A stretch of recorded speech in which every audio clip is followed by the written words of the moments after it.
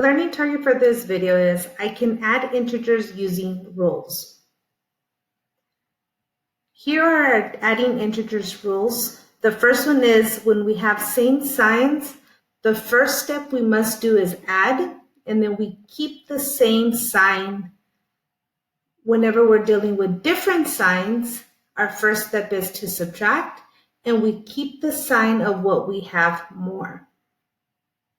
Let's go through some examples. The first example here, we have same signs. We have same signs because we have this number as a negative and this number as a negative.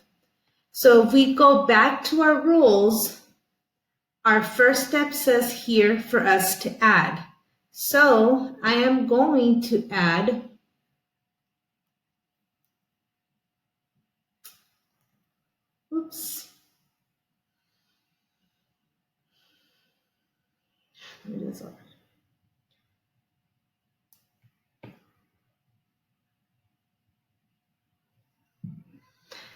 The learning target for this video is I can add integers using the rules.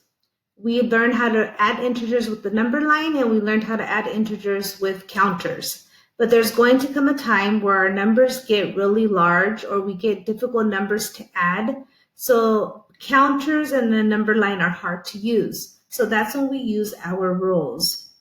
We have two rules for adding integers. Our first rule is for anytime we have same signs, so that's when we have a negative plus a negative or a positive plus a positive. Our steps are to add the numbers and keep the same sign.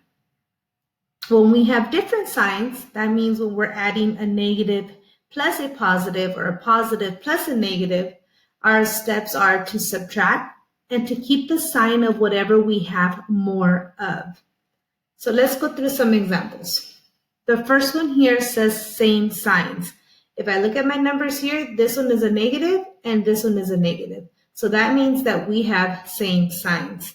So according to my rules, when we have same signs, I'm supposed to add my two numbers. So I'm going to add them. 23 plus 13. 3 plus 3 give me 6. 2 plus 1 gives me 3. So my answer is 36. And my second step says to keep the same sign. So since they're both negative, this is going to be negative. So negative 23 plus negative 13 equals negative 36. Then you're going to have different signs. Here I have different signs because one of them is positive and the other one is negative. If we go back to our rule says that when we have different signs, we are supposed to subtract. So I must subtract these two. When I subtract them, my bigger number must go on top. So 9 take away 2 gives me 7. And 1 take away 1 gives me 0. So my answer is 7. But then I have to keep the sign of whatever I have more. So I need to ask myself, do I have more positives or do I have more negatives? If we look, I have 19 positives and I have 12 negatives. So that means that I have more positives. So my answer stays positive. Let's go through one more example. Here I have different signs. Again, if I look, I have this one as a negative and this one as a positive. So my rules say anytime I have different signs, I have to subtract. So when I subtract, I must put my larger number on top.